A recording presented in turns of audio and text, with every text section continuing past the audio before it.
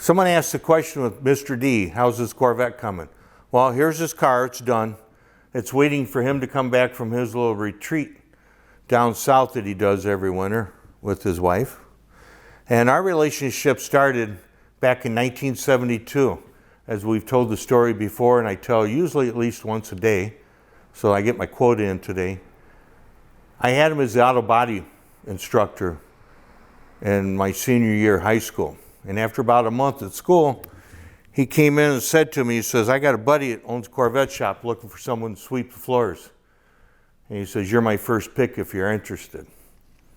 That was October 1972.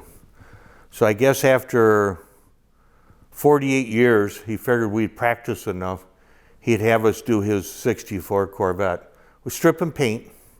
He bought this car new in 1964, and it's been his little jewel.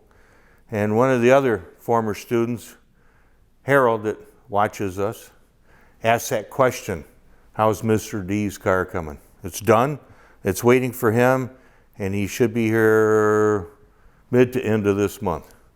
So thanks for watching what we do. Glad everybody enjoys what we do, and it's still fun to come to work every day, for me at least. Thanks for watching.